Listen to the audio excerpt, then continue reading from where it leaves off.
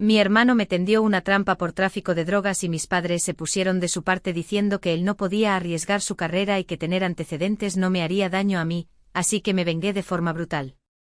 Mi hermano intentó incriminarme con drogas para salvarse a sí mismo y mis padres me dijeron que fuera la persona más madura y asumiera la culpa porque, según ellos, una mancha en mi historial no me perjudicaría, pero no tenían idea de lo que iba a hacer a continuación.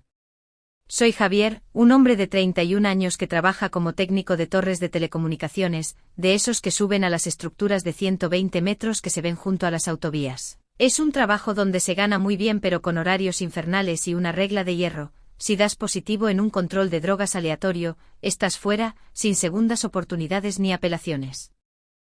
No digo que sea un santo, pero cuando trabajas en algo donde un test sucio significa quedarte en el paro, en la calle y en la lista negra de toda la industria, tiendes a mantenerte impecablemente limpio. Lo más fuerte que entra en mi sistema es el batido de preentrenamiento y algún café doble cuando doblo turno. Mi hermano Santiago tiene 27 años, es graduado en finanzas, trabajaba como analista junior y gastaba toda su energía fingiendo que ya era un alto directivo. Se acababa de prometer con una chica que publicaba fotos de sus batidos matutinos como si estuviera curando el cáncer y mis padres lo trataban como si él personalmente hubiera inventado el dinero, mientras que yo era el repuesto, el raro que no quería un cubículo, el que estaba bien pero solo hace trabajo manual. Todo estalló un miércoles a las 5 de la mañana en el parque de materiales en Albacete mientras cargaba el equipo de escalada en la furgoneta de la empresa. Estaba revisando los mosquetones cuando mi supervisor, un tipo llamado Valdez que fue sargento de la Legión y llevaba su carpeta como si fuera un arma, se acercó con una cara que me lo dijo todo antes de abrir la boca. Me citó en el remolque de la oficina de inmediato y cuando entré, el manos libres de la mesa tenía la voz de una mujer de cumplimiento corporativo informándome que habían recibido una denuncia anónima a la línea de seguridad el lunes por la noche alegando que me habían visto con comportamiento errático, dificultad para hablar y falta de juicio durante mi última escalada. Las palabras me helaron la sangre porque en mi mundo una acusación es culpabilidad hasta que un bote de plástico diga lo contrario. Me suspendieron de empleo y sueldo en ese mismo instante y un chaval de la oficina me llevó a una mutua para un control integral de drogas. Mientras iba en el coche hacía cálculos, estaba en un proyecto cobrando 50 euros la hora más dietas, trabajando 72 horas a la semana, lo que significaba que una sola llamada anónima me acababa de costar una fortuna y quizás mi puesto en el equipo. Tras hacerme las pruebas y pedir copias de todo, el chico me dejó en el hostal donde se alojaba la cuadrilla a las 11:20 de la mañana, miré mi teléfono y tenía 23 llamadas perdidas de mi madre, mi padre y mi hermano, con un mensaje de mi madre que decía por favor responde, no es lo que piensas, podemos explicarlo. Eso significaba que ya sabían lo que había pasado. 2 noches antes Santiago apareció en mi casa sin avisar pidiéndome prestada mi pick-up para mover cosas de la boda de su novia, a lo que me negué porque llevaba 15.000 euros en equipo profesional en la caja. Se quedó un rato alegando que necesitaba espacio. Me duché y me dormí, y cuando me fui a las 4 de la mañana él ya no estaba, pero mi coche se había quedado en el aparcamiento privado sin cerrar y él solo durante horas. Recordé que hace 3 semanas me preguntó sobre el calendario de los test de drogas y si eran realmente aleatorios. En ese momento la rabia empezó a hervir en mi pecho. Fui a cenar a casa de mis padres en una urbanización de chalets adosados de color beige donde todo el mundo finge ser perfecto. El BMW de mi hermano y el Lexus de mi padre estaban en la entrada. Al entrar, mi madre limpiaba compulsivamente y mi padre estaba en la mesa con su bloc de notas y gafas de leer en modo solucionador de problemas, mientras Santiago estaba encorvado sobre su móvil sin mirarme. Mi padre me obligó a sentarme y mi madre, con los ojos rojos, me soltó que tenían que hablar de lo que había pasado. Cuando les dije que me habían echado de la obra por una denuncia falsa, mi padre soltó que Santiago había cometido un error, y que era reparable, si lo manejábamos bien. Resulta que Santiago estaba guardando algo para un amigo y al entrarle el pánico de que la policía lo pillara, decidió que el lugar más seguro para esconderlo era mi furgoneta de trabajo, la que pasa por controles federales y puntos de seguridad de telecomunicaciones, y luego hizo la llamada anónima esperando que la empresa simplemente me registrara o me hiciera un test para que la mercancía desapareciera de su radar. Mi madre lloraba diciendo que él no pensó, pero mi padre se puso agresivo cuando le pregunté si él hizo la llamada. Santiago admitió que sí, lloriqueando que no pensó que realmente me harían el test. Entonces vino la petición de locos. Mi padre dijo que como mi trabajo era esfuerzo físico, podría encontrar otra torre que escalar, pero que Santiago estaba construyendo una carrera en finanzas y que una mancha en su historial destruiría su futuro. su compromiso con su novia de familia adinerada y el piso que ellos mismos le habían avalado. Me pidieron que asumiera la responsabilidad, que le dijera a la empresa que las drogas eran mías y que era un problema personal para que todo terminara ahí sin procesos legales. Me negué en redondo, les dije que Santiago era un cobarde y que no iba a confesar un delito que no cometí. Mi padre me llamó egoísta y me amenazó con que si cruzaba esa puerta estaba solo, a lo que respondí que siempre lo había estado porque nunca les pedí nada. Lo primero que hice al salir fue contratar a un abogado penalista por 2.500 euros y seguir sus instrucciones, no hablar con nadie, no tocar el coche y pedir abogados si aparecía la policía. Esa misma noche 2 guardias civiles llamaron a mi puerta diciendo que tenían un chivatazo sobre sustancias en mi furgoneta blanca, me mantuve firme, pedí abogado y me negué a cualquier registro sin orden. Se fueron irritados, pero yo ya tenía un rastro de papel y un abogado 10 pasos por delante. El martes llegaron los resultados, negativo en todo. Recursos Humanos me llamó para reincorporarme de inmediato y me advirtieron contra las represalias, pero yo no planeaba represalias, planeaba justicia. Llamé a la policía para informar que mi hermano me había confesado que traficaba y que usaba su Audi A4 plateado para transportar sustancias, les di la matrícula y su ruta habitual hacia el trabajo. 2 horas después, la policía me llamó para decirme que lo habían detenido tras una infracción de tráfico, que el perro K9 marcó el coche y encontraron suficiente mercancía para acusarlo de distribución, además de dar positivo en el control de drogas. Esa noche mis padres golpearon mi puerta como locos, mi padre entró gritando que qué había hecho y mi madre sollozaba que Santiago era un traficante para la policía y que ellos perderían el piso por el aval. Me pidieron que mintiera ahora y dijera que la droga era mía para salvar su inversión de jubilación que habían puesto en ese piso, pero les recordé que ellos me criaron para ser responsable y que no iba a pagar por los pecados de Santiago. Mi padre me dijo que si testificaba contra él estaba muerto para ellos, y yo le cerré la puerta en la cara. Durante las 3 semanas siguientes corté todos los lazos financieros, los saqué de mi plan familiar de móvil, dejé de pagar su alarma de seguridad y cambié la titularidad de la luz de su casa que todavía estaba a mi nombre. Santiago acabó aceptando un acuerdo de culpabilidad para evitar la cárcel, pero se quedó con un antecedente por delito grave que es como pegamento en una bota, su prometida lo dejó el mismo día del arresto. Mis padres perdieron el piso y tuvieron que pedir una segunda hipoteca sobre su propia casa para pagar los abogados de Santiago. Meses después aparecieron los 3 en mi casa en un Honda Civic viejo, mi madre parecía haber envejecido 10 años y mi hermano estaba demacrado. Vinieron a pedirme perdón con la boca pequeña para acabar pidiéndome 47.000 euros para evitar el desahucio de su casa. Saqué mi chequera, escribí un cheque por 1 euro y se lo di a mi madre diciendo que esa era mi contribución por los 18 años que me criaron y el valor que le daba a una familia que intentó arruinar mi vida para salvar su reputación. Mi madre me tiró el cheque a la cara y mi padre me maldijo diciendo que me arrepentiría cuando los viera viviendo en un piso de alquiler barato mientras ella trabajaba turnos dobles en el hospital a sus 62 años. Les dije que el único que dormía bien era yo porque no tomo la culpa de los demás y cerré la puerta para siempre, los bloqueé en todas partes y hoy, meses después, sé que perdieron la casa. Pero ya no es mi problema porque mi familia de verdad no me habría tendido una trampa para una condena por narcotráfico. Mi hermano me tendió una trampa por tráfico de drogas, mis padres se pusieron de su parte diciendo que él no podía arriesgar su carrera y que unos antecedentes no me harían daño a mí, así que me vengué de forma brutal. Mi hermano intentó incriminarme con drogas para salvarse a sí mismo y mis padres me dijeron que fuera la persona más madura y asumiera la culpa porque, según ellos, un historial manchado no me perjudicaría, no tenían ni idea de lo que iba a hacer a continuación. Soy Javier, un hombre de 31 años que trabaja como técnico de torres de alta tensión, esos tíos que suben a las torres de 120 metros que ves por las autovías, es un buen dinero, pero con horarios de locos y una regla de hierro. Si das positivo en un control de drogas aleatorio, estás fuera, sin segundas oportunidades ni apelaciones, y cuando trabajas en un puesto donde un test sucio significa quedarte en el paro, sin casa y en la lista negra de toda la industria, tiendes a mantenerte impecablemente limpio, siendo lo más fuerte que entra en mi cuerpo el batido de preentrenamiento y algún café doble cuando doblo turno.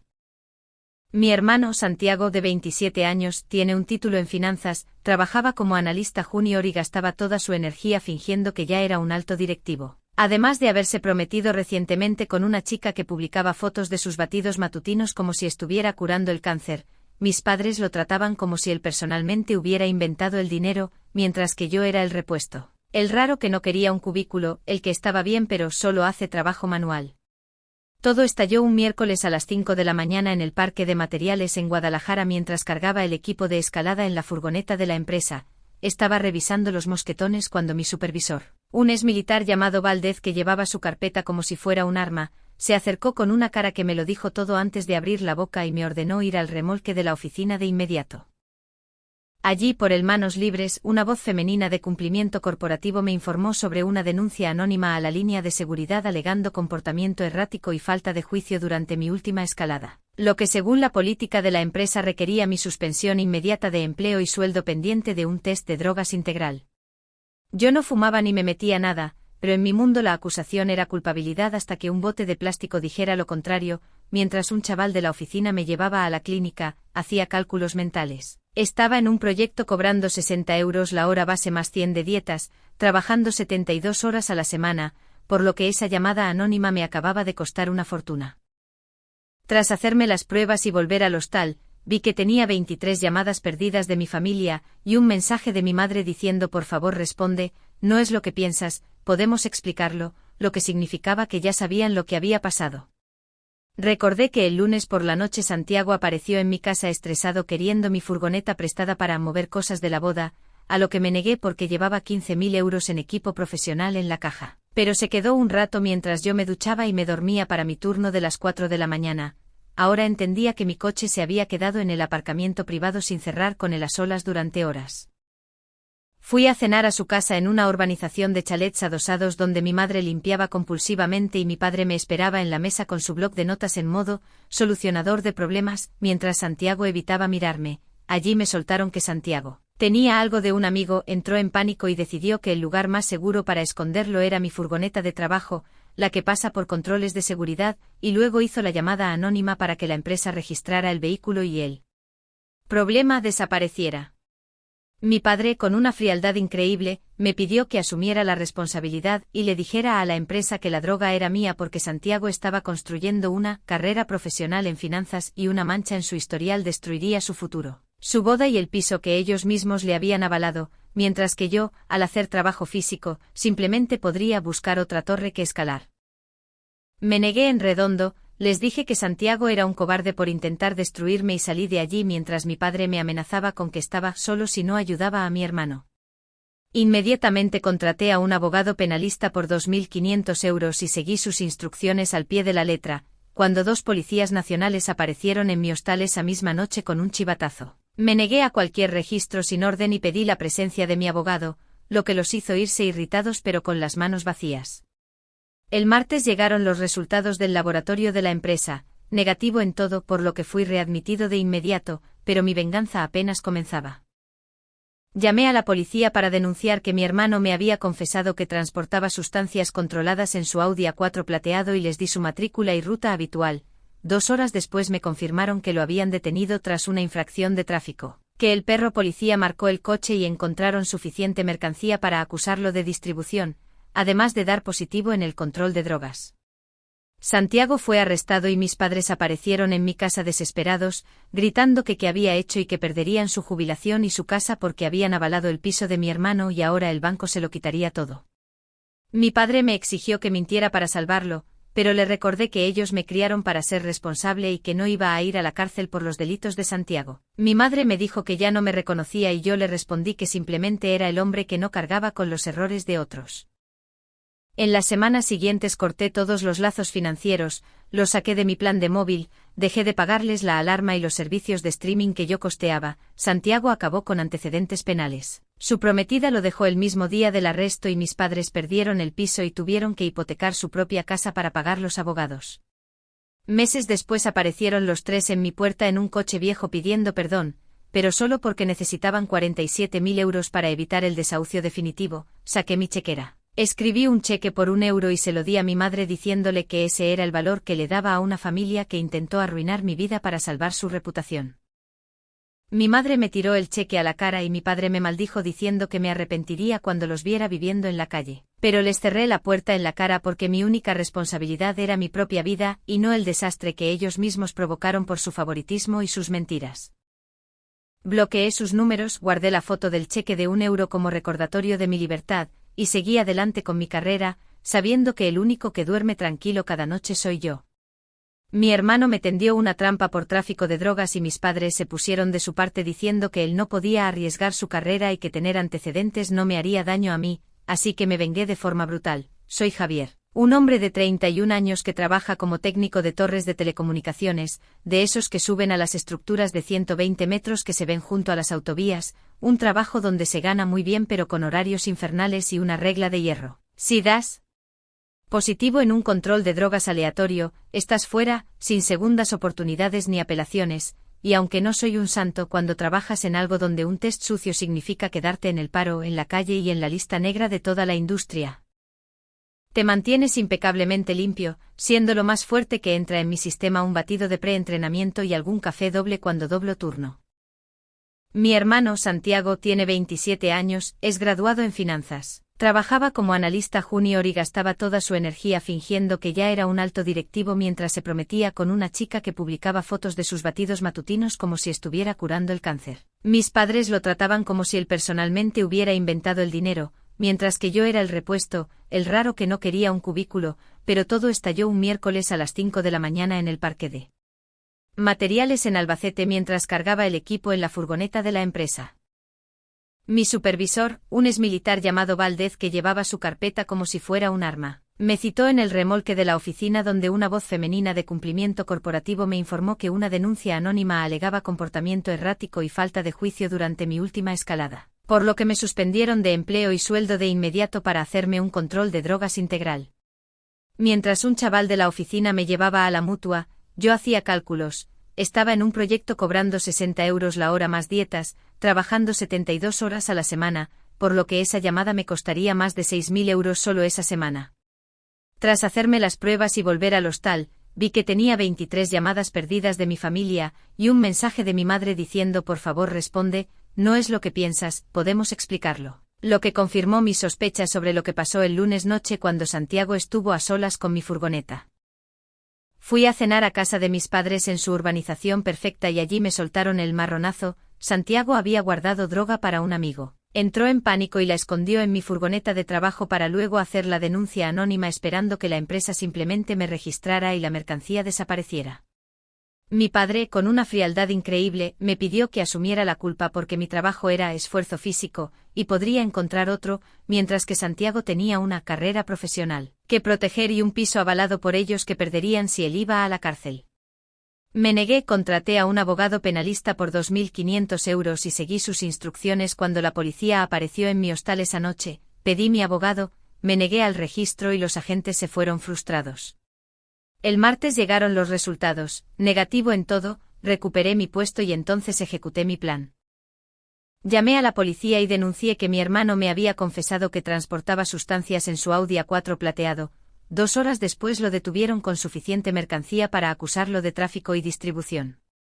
Mis padres aparecieron en mi casa desesperados, gritando que perderían su jubilación y su casa por el aval del piso de Santiago, exigiéndome que mintiera ahora para salvar su inversión. Pero les cerré la puerta tras decirles que no iba a pagar por los delitos de su hijo predilecto. Durante las semanas siguientes corté todos los lazos financieros, los saqué de mi plan de móvil y dejé de pagarles la alarma y los servicios que yo costeaba. Santiago acabó con antecedentes penales, su prometida lo dejó y mis padres perdieron el piso. Meses después aparecieron los tres en mi puerta pidiendo perdón para acabar rogándome 47.000 € para evitar su desahucio. Saqué mi chequera. Escribí un cheque por €1 y se lo di a mi madre diciéndole que ese era el valor que le daba a una familia que intentó arruinar mi vida para salvar su reputación. Mi madre me tiró el cheque a la cara y mi padre me maldijo, pero les cerré la puerta sabiendo que el único que duerme tranquilo cada noche soy yo mientras ellos recogen los pedazos de la vida que ellos mismos destruyeron.